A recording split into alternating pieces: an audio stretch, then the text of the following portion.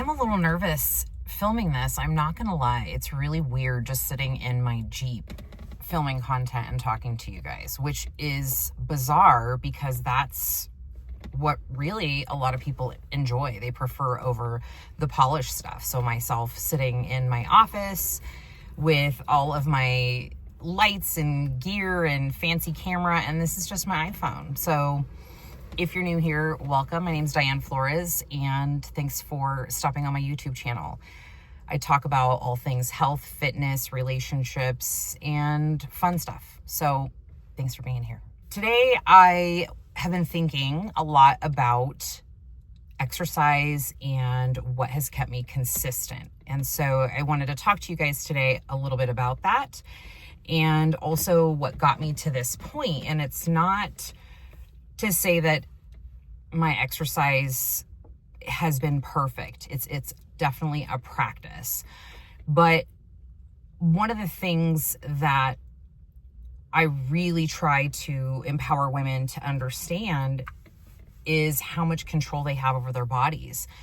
And so this all ties together in a couple of things that I have found helped me basically switch my mindset around exercise and eating well from it being more of like a punishment for my body. And I don't know if anybody here can resonate with that.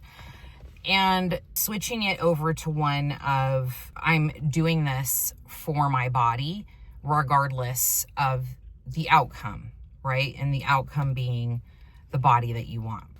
Let me take pre-workout. I'm here to hit the gym. I really used to use exercise as a punishment for my just overeating, right? I have a heavy background in bodybuilding, and a lot of people that are in that sport end up coming out with some disordered eating and some bad habits around food and exercise. And I was no exception to the rule. And I knew as it was happening, I was aware that these things were happening and that they were wrong. And I just didn't know how to make that switch, right? So I would do shows, and it's very similar to if any of you have ever found yourself yo-yo dieting or you struggle staying on track with a program for longer than a certain period of time, right? Similarly, same kind of thing is I'm getting ready for a show and I need to be like crazy shredded lean, and doing that time and time again, 16 times to be precise, you see your body in such different shapes. And I really struggled with my body image for quite some time. And I think in the early days of bodybuilding and looking like I've never looked ever in my entire life, I really tried to fake it till I make it. It was still like a self-loathing thing, like, you need to have abs, you need to be shredded, right? Like, this is your persona and people aren't gonna like you. Like, these are the stories that I would tell myself. And so this might have been a bad idea, but we're gonna roll with it. If it's too jittery, y'all let me know in the comments if this is giving you motion sickness. Okay, so one of the first factors I had to think about when it came to improving my relationship with exercise and making it consistent and as part of my lifestyle was I had to change my mindset around it. So for so many years, it has been for this, desired outcome, which is what I started to resent exercise, quite frankly. As much as I loved it and I knew how it had got me to a certain level in my bodybuilding career and just my physique in general, there was a point where I was like starting to resent it. And you can ask my daughter, you can ask Amanda, Coach Glitter, right? One of my best friends, how awful I used to be to train with sometimes. It would be a drudgery. I would be complaining, right? And it was just really, really difficult. It was probably more so the last 5 years of my bodybuilding journey, right? My competitive bodybuilding journey. I was just starting to like really get frustrated with it. And I would use it as a punishment. So again, back to the like binging, I would binge and then I would go try to run off the calories that I just ate. I would eat a sleeve of rice cakes and then I would do the math, and then guess what? Guess who would be on the stair mill looking at her smartwatch trying to burn that exact number of calories off so that way it was like, it canceled it out. It was bad. It was bad. And if you're in that spot, I feel for you because I get it. It's this really difficult just pull back and forth. And it just feels, for me, it felt like almost like I was a prisoner in my body a little bit because it dictated so much of my life. Like my brain was way too overly consumed with how I was or was not looking, or how much I was or was not weighing, or what size I was or wasn't, or couldn't fit into anymore. From the outside looking in, you know, for those that bodybuild, I feel like you'll understand, because I do know I have a large population of girls who are competitors and athletes, and thank you for being here through all of the boss bitch, you know, lessons. But there was just a point where I had enough, you know, and bodybuilding, from the outside looking in, to what I was saying, a lot of people think, oh, that's so healthy. It's healthy for you. You know, that's healthy. They epitomize that. Like, oh my gosh, you're so healthy. It's so not healthy. It's not healthy. I'm a competition coach. I'm an IFBB pro. I can't even tell you how many women on stage, and have coached so many women.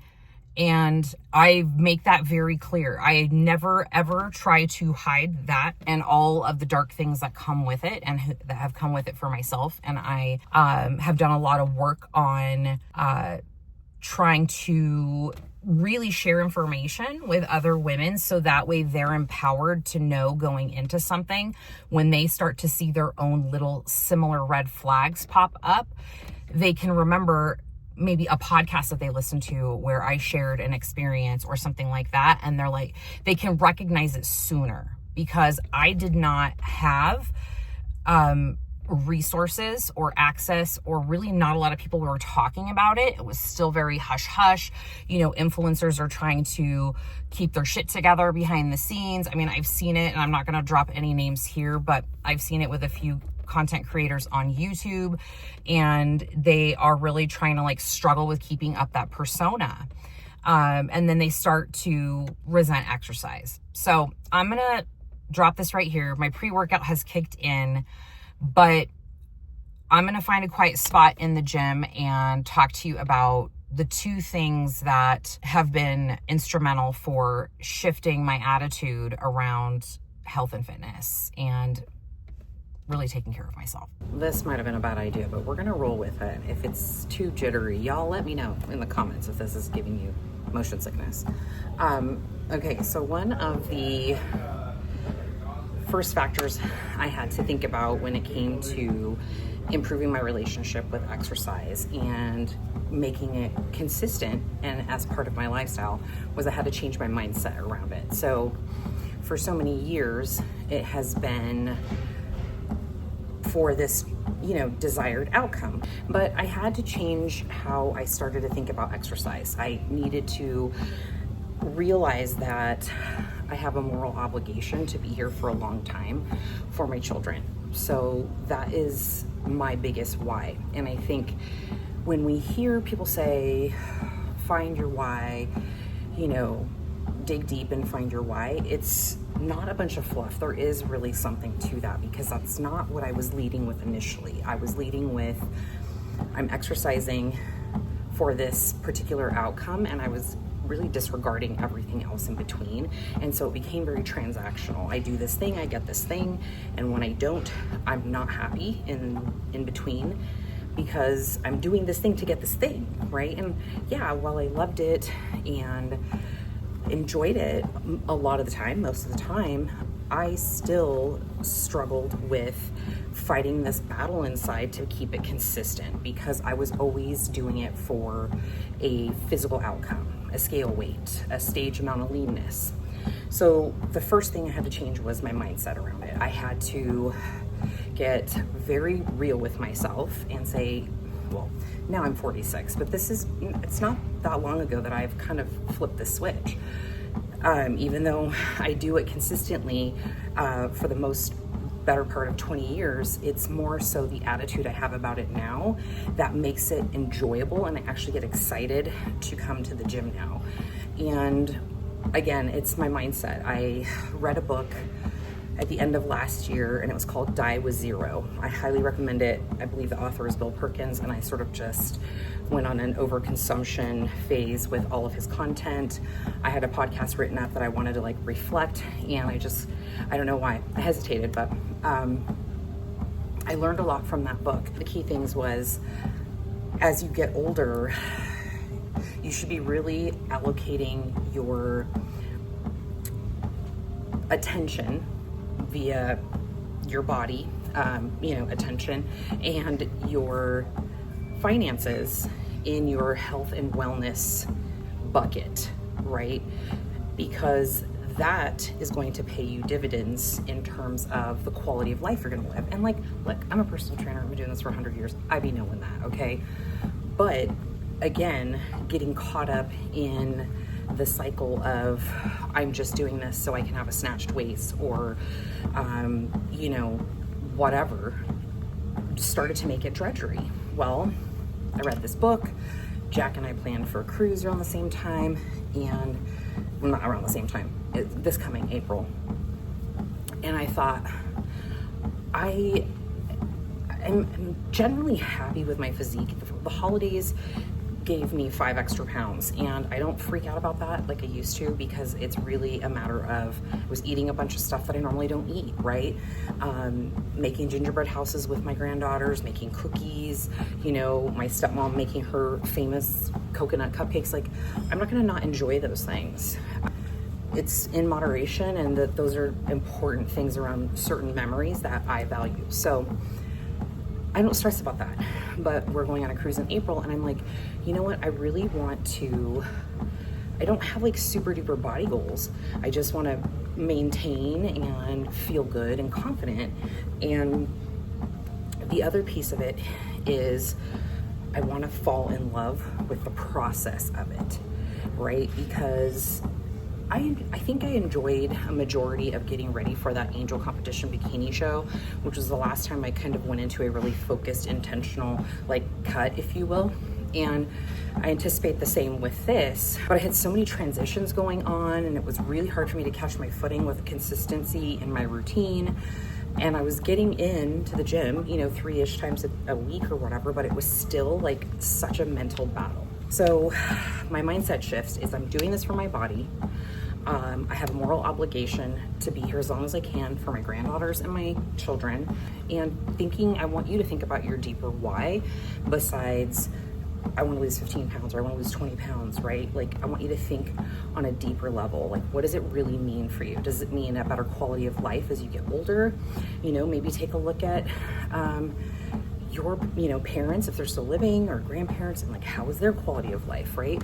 Like, do you want a better quality of life for yourself? When I was reading this Die with Zero book, got slapped in the face with sort of a reality. I can't remember what the topic was in the chapter, but basically caring for elderly parents. Like, my parents don't make an effort to improve their health at all with their nutrition.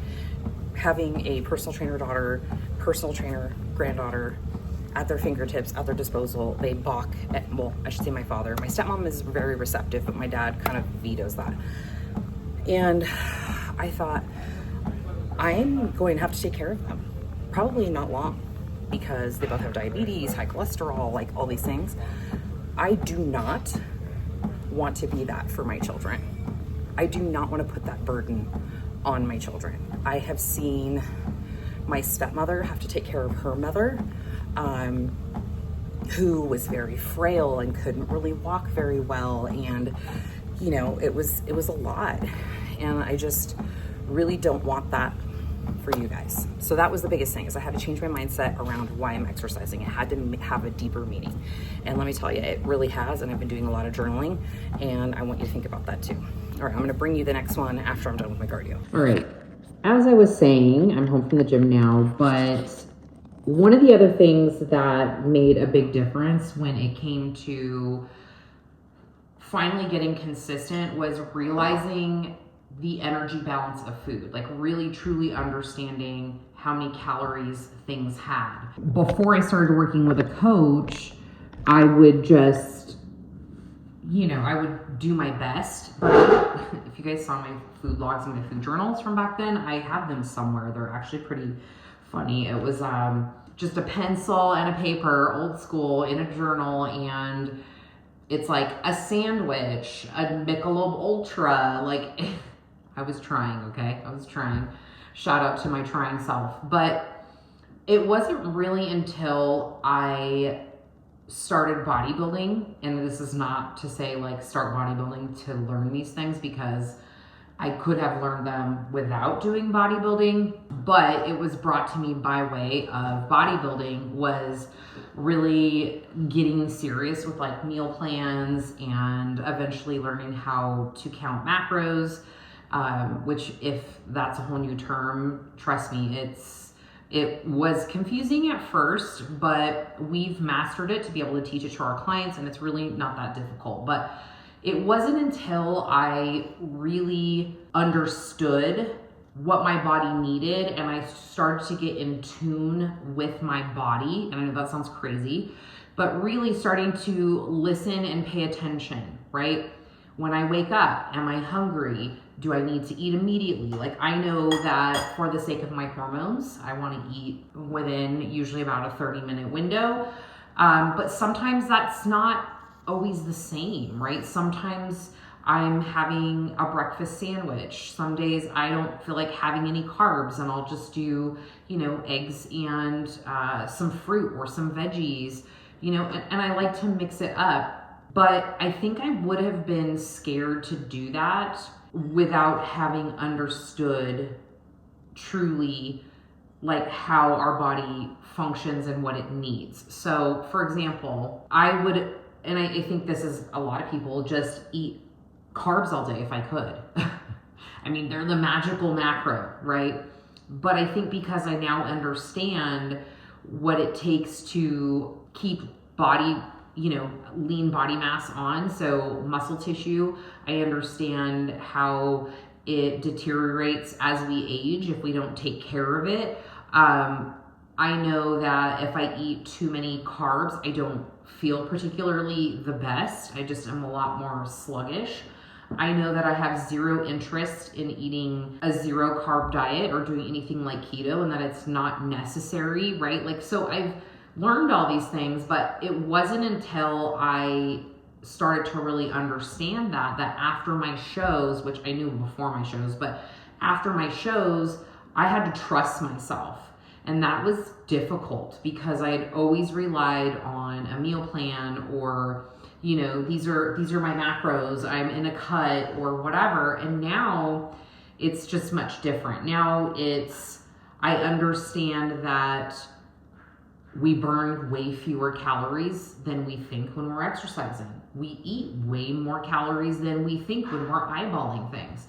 And I found a good balance with listening to my body's hunger cues now that I'm no longer competing and my hormones have all came back to normal and I don't have binging episodes. And there's days when I overeat, but I hardly classify them as binging episodes anymore.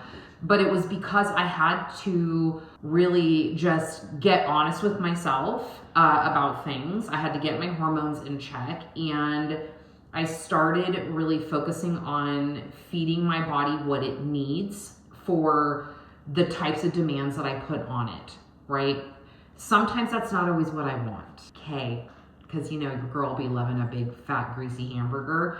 I do often, have yummy things where I will, my boyfriend will come out and we'll do this and that. So it's not perfection, but I like to think of success for me is that 80 to 90% of the time, I am choosing single ingredient whole foods or minimally processed foods. And then anything beyond that, highly processed, fast foods, alcohol, all the things that sometimes, we get carried away with.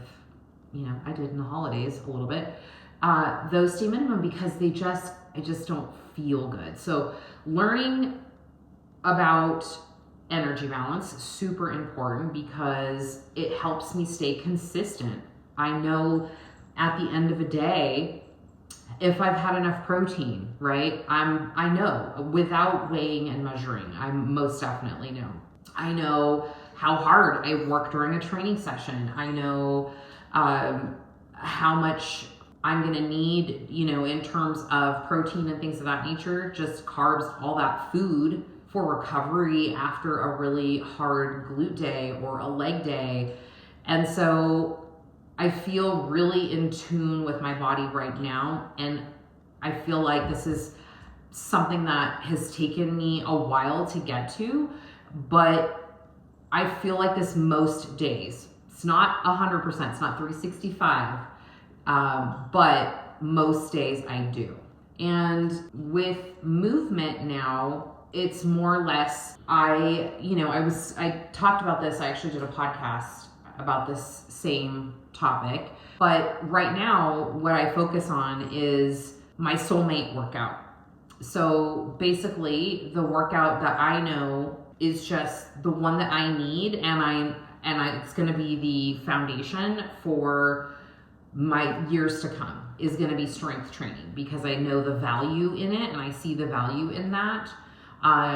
Because we just need muscle tissue as we age. We need to keep it on as long as we can, for longevity. And I know I'm only 46, but listen, I think about this now so that way it's not an issue in the future. So I think about that. That's my foundation. That's the solid. I must have 3 days of some kind of resistance training. I don't usually do more beyond that, but I like to get into the gym every day. I like to move my body. I like to move my joints. So mobility is another thing, right? So I plan my movement now around the things that I need, and also vanity things, right? I'm human. There's vanity things that I love. I'm obsessed with having a really shapely lower half. It's just my shit. I love it. I think it's great. It's sexy. I feel strong when my legs are just strong and my glutes are just homemade, it just is a fun feeling. And I want that for more women. So if any of this resonated with you, let me know, leave me a comment. This is what I teach in our signature course, the Goddess Body Project. It's a health and fitness program, and it's designed to help you create the body and the life that you want, the lifestyle, the healthy fitness lifestyle, with all the tools you'll need. But the real passion behind it and magic for me is getting women who do the program and they come to the weekly calls, or they rewatch the replays and they just stay engaged with the content and really the message of, let's not make this just another thing that you do or you buy or you download and then you never do. Let's figure out how to make this a lifestyle, right? That's the goal, is that it's just a lifestyle. It's not another thing that you're doing. So I urge you, if you are looking to get into a fitness program or you're in one currently, the question you should always ask yourself is this sustainable for the rest of my life? And if the answer is no, then think about that, right? I don't want to be eating tilapia and asparagus and doing crazy things that just don't make any sense for the long term, 2 hours of cardio and 6 days a week of training and I'm saying this because this was me, okay? So I can talk crap about myself. But those days are over, right? Like, I want the days of, I'm gonna go burn off this piece of cake. I'm gonna go burn off this piece of pizza, or I haven't worked out, so now I'm gonna go do a 2-hour grueling workout and kick my own ass, right? Like, that feels so old school to me. I don't even want to do that. Like, chasing the scale feels mind numbing. It feels crazy to me. And the reason why, again, is because I've done it. And it's even if, you know, even if I had to start over from scratch, if I had to start from scratch as a beginner, if you're a newbie, if you're a beginner and you have never done any kind of like fitness program or really paid attention to a meal plan or something like that, I urge you to really take to heart what I'm talking about in terms of why you are doing this. Why, right? Like, what's your deeper why? Really find out what is the most important thing to you at the end of the day, and reverse engineer it and tie your exercise and your nutrition to it some way. I bet you can. Right? Like, whatever your end goal is, you know, when you grow up. But I'm going to leave it right there. You guys have been awesome. If you've watched this far, thanks for tuning into a little bit of my words of experience. And if they helped anyone, great. I love that. I would love it if you'd let me know in the comments below. And again, we are excited to welcome a new crew of women to the Goddess Body Project. I would love for you to join us. Should you be interested, you know where you'll probably find the link. And of course, if you have questions, let me know. All right, I'll see you guys next time.